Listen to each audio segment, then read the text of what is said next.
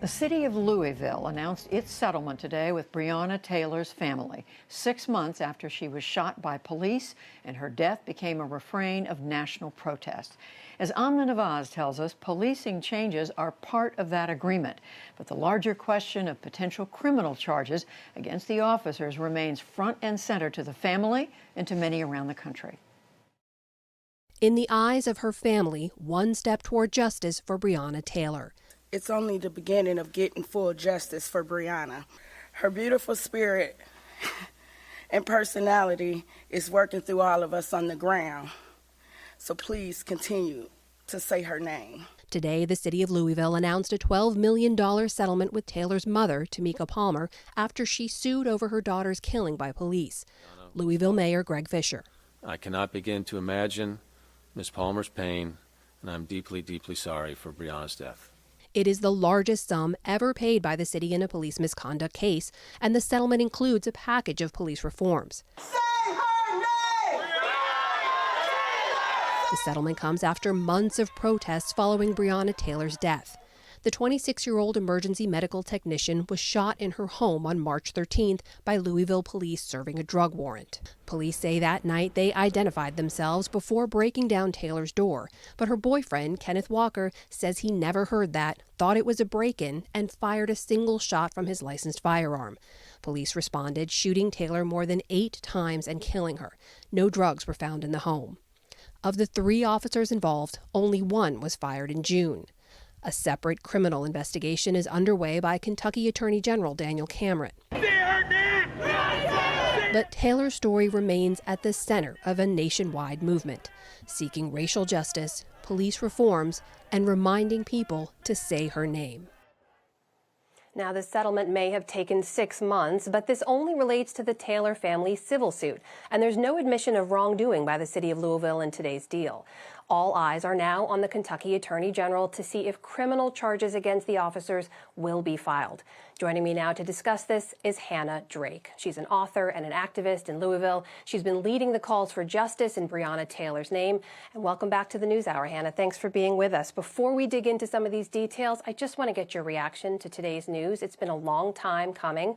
I just wonder, when you heard today's news, very briefly, what did you think?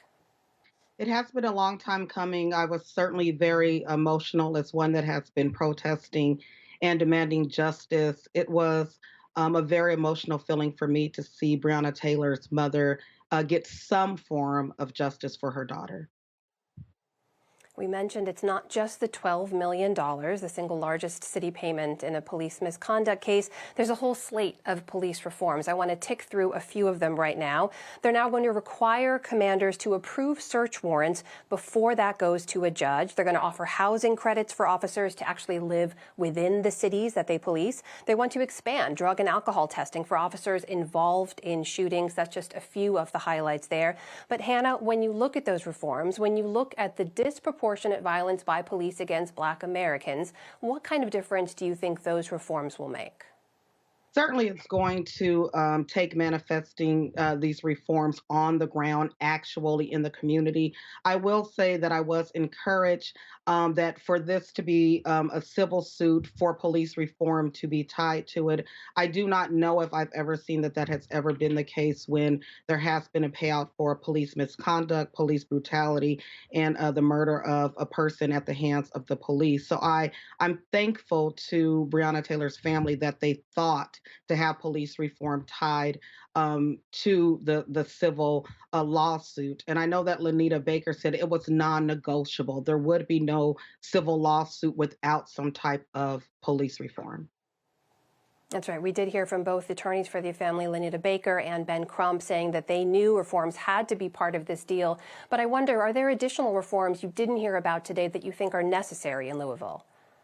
I think there are additional reforms. I think we have a section of our population that is certainly calling on defunding the police. So when you look at defunding the police and you also look at reforming the police, how do we work together as a community for those two things to work hand in hand together? I certainly think it's a great opportunity for police to actually live in the communities that they are policing, to actually know the people in the neighborhoods. I loved that they also mentioned mentioned that there will be some type of volunteerism for the police so they can actually know the people that they are policing, and hopefully that will end some of the police brutality. But I certainly think we still have such a long way to go when it comes for justice for Breonna Taylor and justice just in our community. And we heard from several people who spoke today at that press conference in her name, saying that they don't believe that there will be full justice until those officers are arrested and charged. Now, we mentioned that the Attorney General is looking into possible criminal charges, that a grand jury is being convened. Hannah, I'm curious, based on your work and your experience in Louisville, how much faith do you have in that process right now? You know, to be honest, I do not have faith in that process. I try to remain hopeful as someone that is an activist and someone that speaks out in the community. But we have seen how these cases have played out across the United States. So I'm not that hopeful that we will have complete and full justice for Breonna Taylor. Every day I try to wake up and envision something different, that General Cameron will see Breonna as a 26-year-old Black woman that was murdered in her home, that she should still be here today, that she deserves justice. If any one of us did this, went into our neighbor's home and killed them, we would be charged. And so I do not think anything less should happen just because someone is a police officer. And legally, we've already heard, Hannah, I should ask you, from some experts who say it looks like it's an uphill battle legally to meet that burden, because the officers can claim self-defense. They know there was a shot fired toward them in the beginning. I'm curious if today's restitution is the only justice that ends up coming in the name of Breonna Taylor. What do you think the response will be from you and others in the community? I think people in this community will be very upset. I think this is a community that has been forever altered by what has happened in Louisville. There's certainly a ton of trauma that has happened in Louisville, and this is a city that needs healing.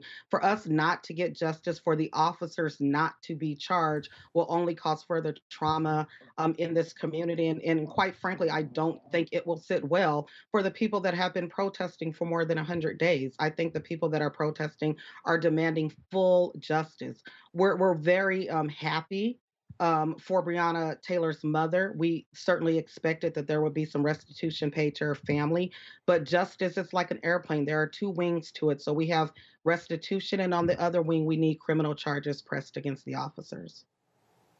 You mentioned the days and days of protests. There have been celebrities, magazine covers, people making sure that her name continues to be said and that the pressure is kept up. What do you think this step today means for all the many other cases in which we don't even hear about the names of Black women killed? I think this is a very important step, especially for Black women that have been killed by the police, that have faced police brutality. I've always said that Breonna Taylor had two things working against her. She's Black and she's a woman, and often that's where rock and a hard place collide for Black women in America. And so I think this was a call out that you cannot continue to brutalize Black women. You cannot continue to murder Black women in their homes, and it's going to be okay. It's going to be acceptable. That ends today. That is Hannah Drake joining us from Louisville, Kentucky. Thanks so much for your time. Thank you.